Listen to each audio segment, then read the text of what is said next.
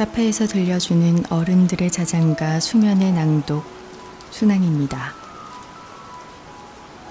아주 오랜만에 아침 출근길을 우산 없이 걸었습니다. 습도도 그리 높지 않아 뽀송한 상태로 길을 걷는데 문득 참 감사하다라는 생각이 들었습니다. 매일 같은 시각 항상 걷는 길을 가는 것 뿐이었는데 지겨울 정도로 오래 내리던 비 덕분에 흔하고 당연했던 출근길의 맑은 날씨조차도 행복하다 느낄 수 있었던 것 같습니다. 긍정의 힘이라는 말 참 많이 듣잖아요. 머리로는 알지만 마음으로는 쉽지 않은 것이기도 하고요. 생각만큼 쉽지 않은 긍정의 힘을 기르는 것에도 끊임없는 연습이 필요하다고 생각합니다. 긍정을 하나의 근육이라고 생각해 보는 거예요. 우리가 몸을 튼튼하게 하기 위해 열심히 근력 운동을 하며 근육을 기르는 것처럼 긍정의 마음 역시 작은 것에서부터 끊임없이 노력하다 보면 언젠가는 습관처럼 모든 일에 긍정의 힘을 불어넣을 수 있는 날이 오게 될 거예요. 도저히 힘을 낼 수 없는 상황에서도 오래 단련된 긍정의 마음은 여지없이 그 힘을 발휘하게 될 겁니다. 이 시간이 여러분들의 긍정의 힘을 기르는 일에 아주 작은 보탬이 되었으면 좋겠습니다.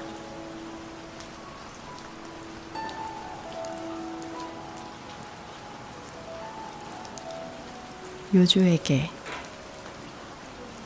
너의 인터뷰를 읽었어. 교환일기를 시작하기 전에 우리 둘 다 각자 인터뷰를 했잖아. 인터뷰에서 역시 가장 재미있는 부분은 네가 나에 대해 평가한 부분이더라. 넌 나에 대해 이렇게 썼더구나. 일단 언니는 솔직해요. 어쭙지 않게 얄팍하게 굴지 않아요. 그 아싸람이 저는 미칠 만큼 좋아요. 솔직하다는 말 꽤 오랜만에 들어서 무척 신선했어. 사실 나는 그동안 지겨울 정도로 솔직하다는 얘기를 많이 들어왔거든. 대개는 겉으로 보이는 시원시원한 태도나 당찬 말투, 외국물 이런 것들과 한 세트로 묶여서 평가받곤 했어. 가끔은 넌 참 솔직해가 우회적으로 나를 나무라기 위해 쓰이기도 했고, 아무튼 그간 들은 이야기들은 되게 한 귀로 듣고 한 귀로 흘러 넘겼지. 그런데 그 진부했던 평가가 다른 사람도 아닌 너를 통해 들려오니 솔직하다는 개념이 전혀 다른 의미로 와닿네. 10대나 20대 초중반까지는 자신이 처한 유리한 환경이 도와준다면 계속 솔직하게 살 수 있을지도 몰라. 하지만 그 시기를 지나면 단순히 행운만으로는 유지가 될 수 없어. 저마다 겪는 경험의 차이가 확연히 생기다 보니 나의 솔직함이 상대에게 이질감이나 부담, 상처를 주기도 하고 나의 솔직함이 돌고 돌아 나를 공격하는 화살로 쓰이기도 해서 내가 고통받기도 해. 좋게 표현하면 사회화가 되어가는 과정일 거야.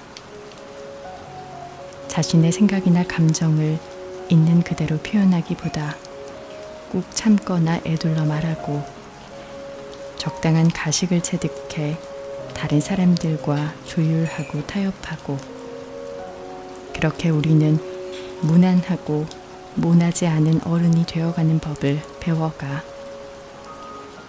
인간관계의 갈등이나 마음고생이 버겁고 누군가를 실망시키는 것도 두렵고 모두가 다 스스로를 보호하고자 솔직함을 우선순위의 뒤쪽으로 미루는 거지. 하지만 습관적으로 그렇게 오랜 시간을 보내다 보면 점점 내 마음의 소리를 듣는 능력을 잃어가는 것 같아. 내가 애초에 뭘 좋아하고 싫어했는지, 무엇을 중요하게 고려하는지에 대한 기억이 옅어지면서 주변의 소음이 내 인생을 결정짓게 허락해버리고 말아. 다만 정말 다행인 것은 우리가 여전히 인간이고 동물이라서 자연의 흐름을 완전히 거스르지도 못하지. 경보음이 울려. 방금 내 아이폰에서 울린 긴급 재난 문자처럼 말이야. 이건 좀 아닌데. 본능적으로 불편한 감각이 불쑥불쑥 치고 올라와. 그리고 난 그 불편한 감각을 놓치지 않고 소중히 다뤄줘야 한다는 걸 그간의 경험들을 통해 사무치도록 알게 되었어. 스스로에게 솔직해지기 위한 행동을 누군가는 이기적이라 비난하고 그로 인해 후회하고 자책감을 느낄지도 몰라. 하지만 나의 행동이 누군가에게 분명한 해나 민폐를 끼친 게 아니라면 세상의 기준이나 타인들이 만들어내는 잡다한 소음에 휘둘릴 필요가 없더라. 또한 완연한 어른이 되어 솔직하기로 작정한다는 건 그만큼 리스크를 져야 한다는 것과 동의어라는 것도 알게 되었어. 하지만 감당해야 할 그 모든 짐을 감수하고서라도 아무리 생각해봐도 솔직함은 살아가는데 장기적으로 옳은 방법인 것 같아. 솔직함을 포기하면 당장의 불편함이나 위기는 모면해도 가면 갈수록 근본적인 만족을 못 느끼고 얕은 위안으로 겨우 연명하거든. 내가 이 과정을 거쳐오면서 하나 터득한 게 있어. 사람들은 보통 나는 누구인가, 인생에서 무엇을 구하는가의 답을 찾기 위해 머리 싸매고 자아찾기를 하고 이것저것 건드려 보곤 해. 막상 해보니 이게 아니었나 싶으면 또 다른 것을 찾아보고, 글쓰기로 치면 처음부터 완결된 문장을 쓰려고 애쓰는 것 같은 느낌이야. 내가 원해야 마땅한 그 무엇을 찾는 것은 좋지만 내가 우려되는 부분은 이거야. 딱 이 시점에 날파리들이 너무 많이 붙어. 착시 효과를 주는 수많은 약장수들, 꿈파리들, 주변 오지랖들이 너무 같이 설치는 것 같단 말이지.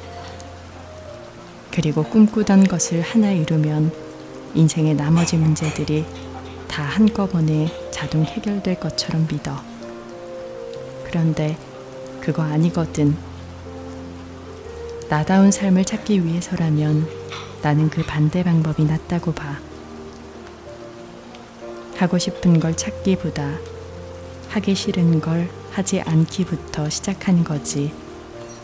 왜냐, 좋음보다 싫음의 감정이 더 직감적이고 본능적이고 정직해서야. 하기 싫은 것, 곁에 두고 싶지 않은 사람, 이런 것들을 하나둘 멀리 하다 보면 내가 뭘 원하는지가 절로 선명해져.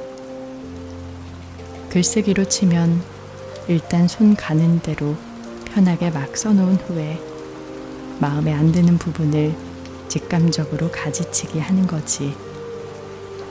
그러면 글이 명료해지면서 내가 애초에 무슨 말을 하려고 했는지가 분명해지지. 더 나아가 직감적으로 아 싫다라고 느끼면 나를 그들로부터 격리해주는 것이 가장 본질적으로 나를 사랑하는 법이라고 생각해. 언니에게. 솔직함에 대한 언니의 이야기를 들으면서 제가 그동안 느꼈던 언니의 솔직함이 하루아침에 완성된 것이 아니구나 하는 생각이 들었어요. 얼마 전에 읽은 책에서도 비슷한 이야기를 보았어요.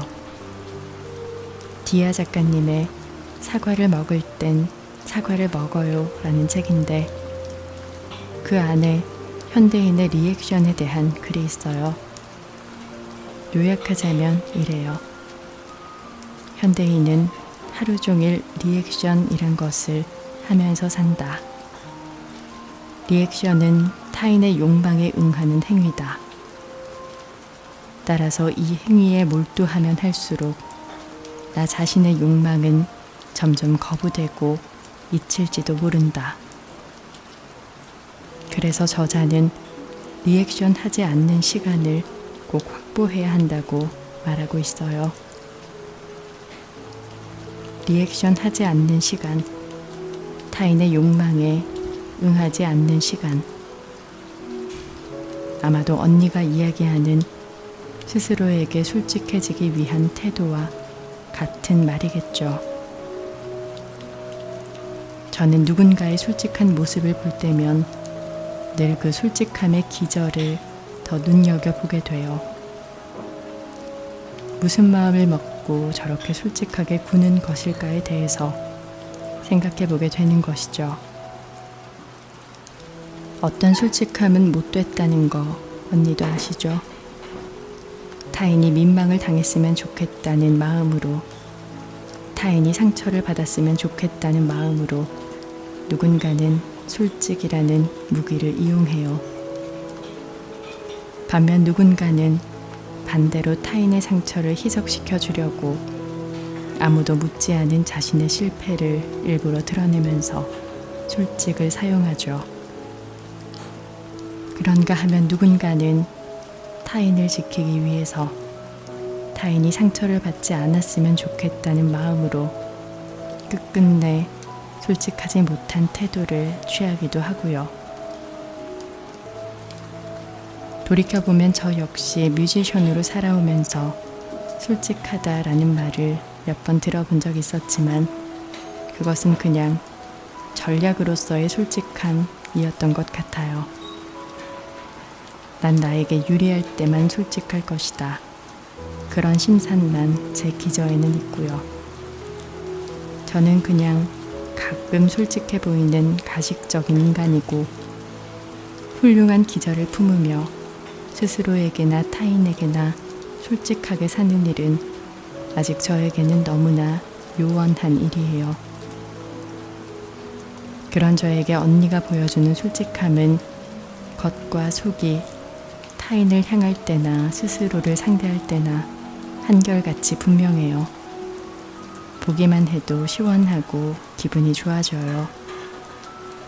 저의 지척에 임시성을 가진 이토록 아싸란 인생 선배가 있어서 저는 얼마나 다행인 줄 모르겠어요. 제 안에 있는 주광성이 자연스럽게 언니가 가진 좋은 태도의 빛을 따라가겠구나 하는 믿음이 저를 얼마간 느긋하게 만들어주기까지 한답니다. 요주에게 지난번에 내가 무언가를 하고 싶어 하는 것보다 무언가를 하지 않기로 하는 것이 더 중요하다고 했었지. 정말 그래.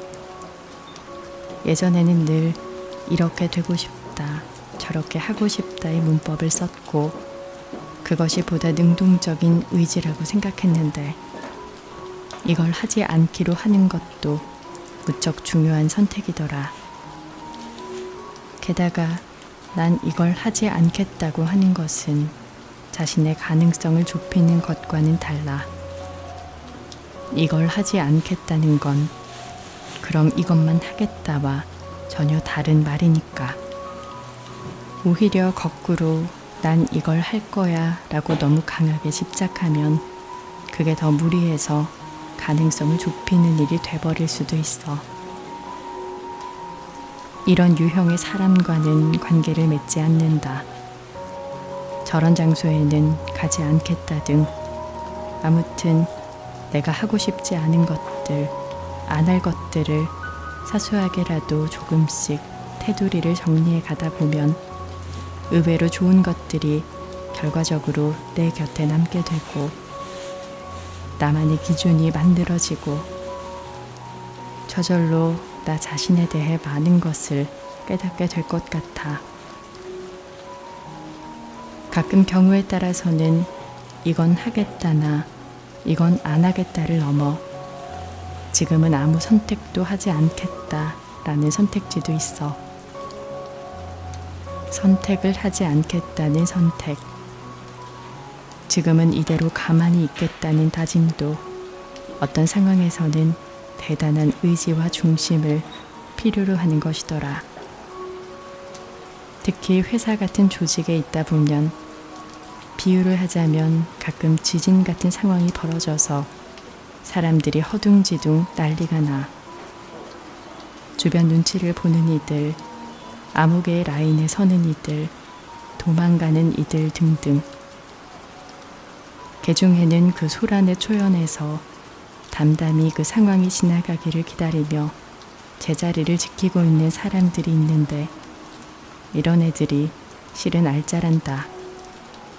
이런 게 또 은근 내공이 있어야 하거든. 그나저나 요즘은 멋지게 나이 들어가는 일을 서서히 의식하고 고민하고 있구나. 어쩌면 나는 내 나이를 여전히 인정하지 못하고 있는 것도 같아. 지금 내 나이에 대한 나의 기본 입장을 한마디로 표현하자면 단신반이야. 약국에서 처방전 약 탈 때 약봉투에 내 이름과 나이를 반드시 적어주잖아. 나 그거 볼 때마다 깜짝깜짝 놀란다. 어렴풋이 체감은 하고 있었지만 에이 설마 농담이지? 거짓말이지? 뭐 이런 느낌이야. 물론 그렇다 해도 때때로 나이를 확 체감할 때가 있어. 가령 언제부턴가 옷이라는 게 무거울 수가 있다는 사실을 알게 되었을 때, 젊었을 땐 옷에 무게가 있다는 걸 의식해 본 적이 없었거든. 그런데 예전에 좋아했던 울 스웨터나 더블 코트가 갈수록 점점 고역스러워지는 거야. 새로 옷을 살 때도 좀 무겁다 싶으면 잘 안 사게 되더라고.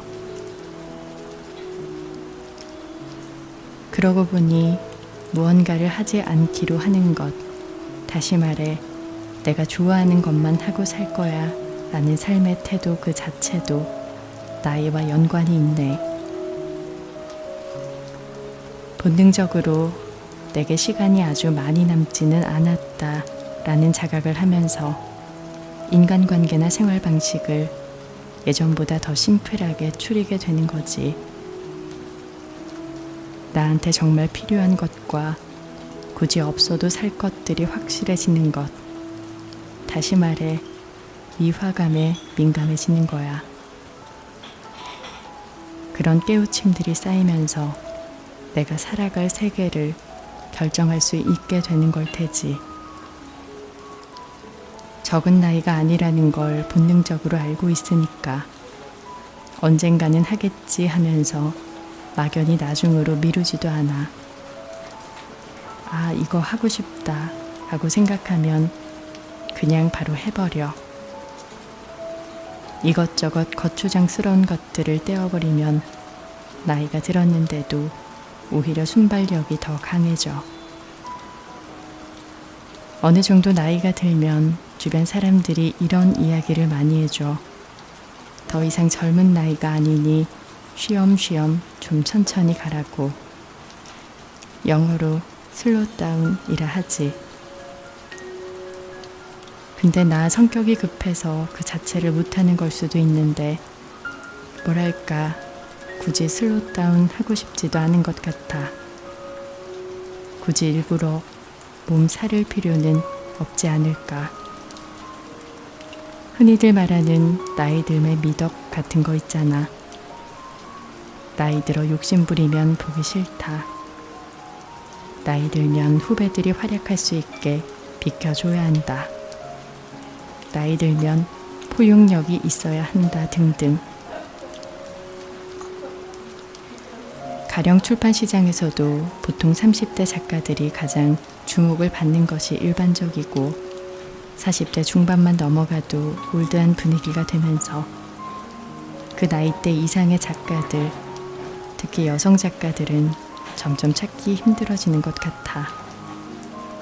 뭐랄까, 어쩐지 그 나이가 되면 이제 한물 갔으니 얌전히 저만치서 찌그러져 있어야 그게 주변을 도와주는 것처럼. 그런데 이런 마인드야말로 근시안적인 것 같아.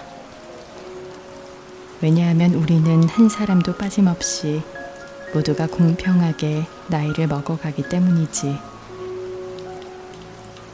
어떤 나이대에 있건 간에 활약할 수 있는 장을 최대한 확보하고 다양한 모습을 시도하는 노력은 이기적인 게 아니고 오히려 서로의 가능성을 넓혀주는 일이라고 생각해.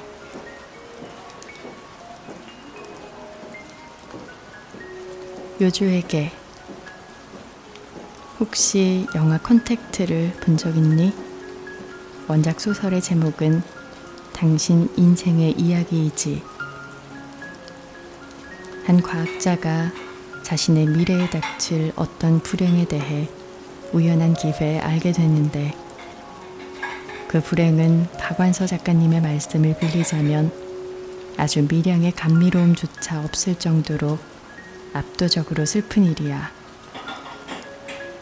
그녀는 자신의 운명이 나중에 그렇게 되리라는 것을 다 알면서도 정해진 수순대로 담담하게 걸어가면서 그 과정에서 누릴 수 있는 나름의 행복을 한껏 끌어안아.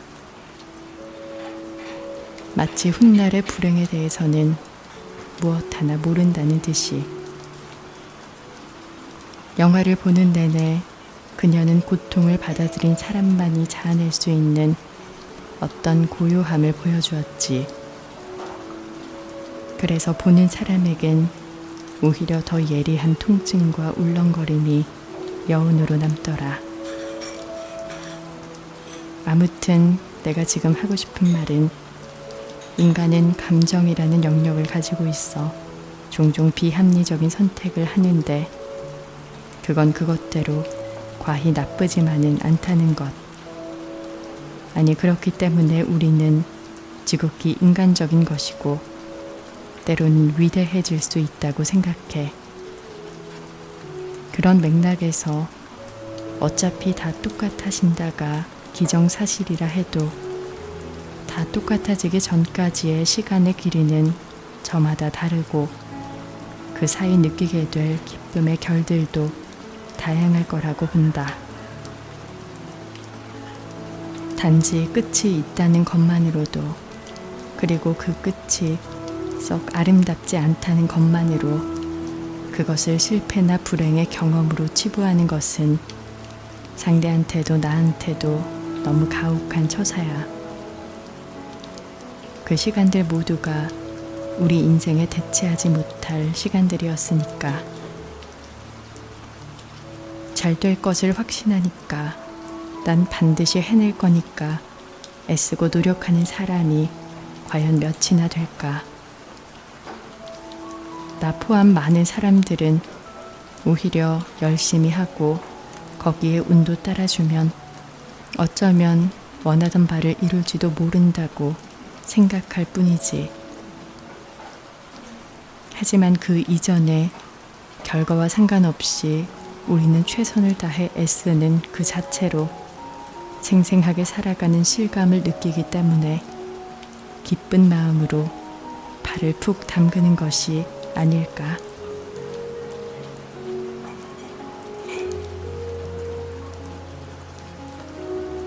언니에게. 저는 요즘 제 주변의 의견을 묻거나 조언을 구하려 할 때마다 어떤 막막함을 느끼곤 해요. 다들 그냥 좋게만 말해주거든요. 무조건 좋대고, 무조건 잘했대고, 무조건 제 생각이 좋아 보인대요.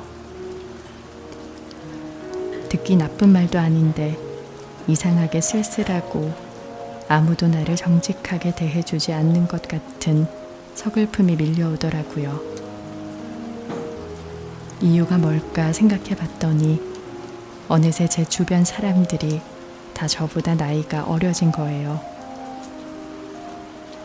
지난번에 언니와 이야기한 것처럼 이제 사람들은 타인에게 상처를 주지 않기 위해 적당한 거리를 두는 걸 기본 처세로 삼아 살고 있잖아요.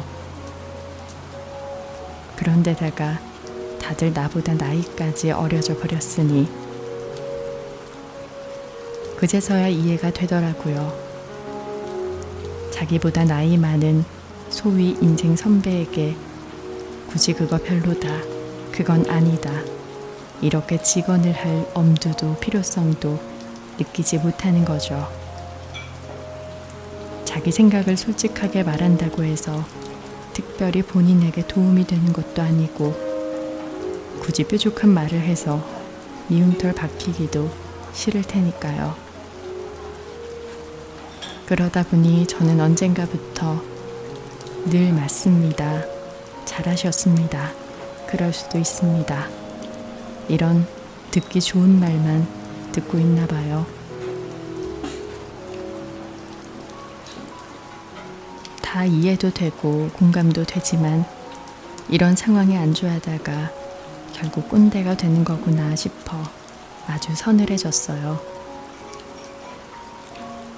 쓴소리를 기꺼이 해주는 존재에 대한 소중함을 절감할수록 저 역시 그런 쓴소리를 할 줄 아는 사람이 되어야 하지 않겠냐고 스스로에게 엄히 묻게 돼요. 사실 저도 기본적으로 겁이 많아 직언을 잘 하는 사람은 아닌데요. 그럼에도 제가 정말 애정을 가지고 있는 사람에게라면, 그리고 그 사람에게 꼭 필요한 말이 그를 아프게 할 말이라면 눈 꾹 감고 그 사람을 아프게 해야만 한다고 지금은 믿어요. 그것이야말로 그 사람에게 갖고 있는 내 애정에 책임을 다하는 일이기 때문이에요. 그리고 제가 그런 사람이 되는데 성공한다면 마찬가지로 저를 아끼는 누군가가 제가 부끄러워할, 속상해할, 화가 날 말을 한다고 해도 순간적인 욱한 감정에 멍청하게 속아 넘어가지 않고 상대방이 내어준 용기와 책임에 집중할 줄 아는 사람도 자연스럽게 될 거라고 생각해요. 아무리 아픈 말이라도 말하겠다는 입, 아무리 아픈 말이라도 듣겠다는 귀, 어른의 우정을 위해 꼭 단련하지 않으면 안 되는 신체 기관이라 생각해요.